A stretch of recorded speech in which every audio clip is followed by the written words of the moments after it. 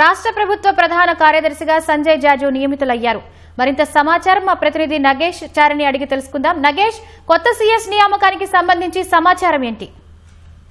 శిరీష, కొత్త సీఎస్ గా సంజయ్ జాజును ప్రభుత్వం నియమించింది. ఈ నెల 30వ తేదీన ప్రస్తుత సీఎస్ రామకృష్ణారావు పదవీ విరమణ చేయబోతున్నారు. ఇప్పటికే 2 సార్లు ఆయన ఉద్యోగాన్ని సర్వీస్ ను పొడిగించిన నేపథ్యంలో ఈసారి మరోసారి రాష్ట్ర ప్రభుత్వం కేంద్రాన్ని కోరలేదు. కొత్త సీఎస్ వైపు మొగ్గు చూపింది. అయితే 1992 బ్యాచ్ కు చెందిన సంజయ్ జాజుతో పాటు జయేష్ రంజన్, వికాస్ రాజ్ తదితరుల పేర్లు పరిశీలనలోకి వచ్చినప్పటికీ చివరికి సంజయ్ జాజు వైపే రాష్ట్ర ప్రభుత్వం మొగ్గు చూపింది.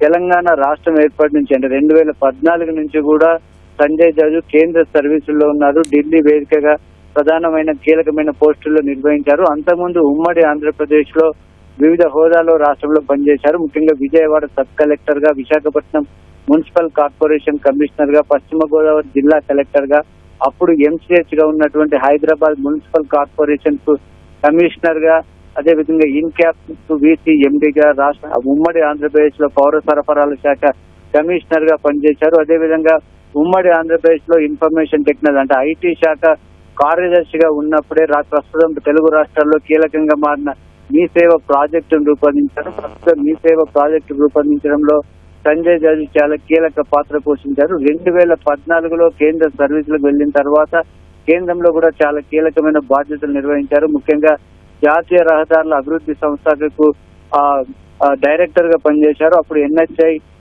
ను పూర్తిగా డిజిటలైజ్ చేయడంలో కూడా కీలకమైన పాత్ర పోషించారు. అదేవిధంగా రక్షణ శాఖలో జాయింట్ సెక్రటరీగా, అదేవిధంగా అడిషనల్ సెక్రటరీ హోదాలో కూడా పనిచేశారు. ఆ తర్వాత సమాచార శాఖ కార్యదర్శిగా, అదేవిధంగా ఇటీవల వరకు కూడా ఈశాన్య ప్రాంతాల అభివృద్ధికి మంత్రిత్వ శాఖ కార్యదర్శిగా పనిచేశారు. రాష్ట్ర ప్రభుత్వం ఆయనను కొత్తగా సీఎస్ గా నియమించాలన్న ఆలోచనతో తిరిగి రాష్ట్రానికి పంపించాలని కేంద్ర ప్రభుత్వాన్ని కోరింది. దానికి అంగీకరించిన కేంద్ర ప్రభుత్వం ఇటీవలే తెలంగాణ క్యాడర్ కు తిరిగి పంపిస్తూ ఉత్తర్వులు జారీ చేసింది. ఈ నేపథ్యంలో ఈ కొత్త సీఎస్ గా సంజయ్ జాజును నియమిస్తూ ప్రభుత్వం ఉత్తర్వులు జారీ చేసింది. ప్రస్తుతం కీలకంగా ఉన్న పరిస్థితుల్లో అంటే రాష్ట్ర ఆర్థిక పరిస్థితులు, అదేవిధంగా మరొక వైపు అభివృద్ధి సంక్షేమ కార్యక్రమాలకు ప్రభుత్వం పెద్ద ఎత్తున ఆలోచనలు చేపిస్తున్న నేపథ్యంలో చాలా కీలకమైనటువంటి సీఎస్ లో హోదాకు వైపు సంజయ్ జాజు వైపు రాష్ట్రంలో మొగ్గు చూపింది. ముఖ్యంగా ఈ గవర్నెన్స్, అదేవిధంగా డిజిటల్ టెక్నాలజీ బేస్డ్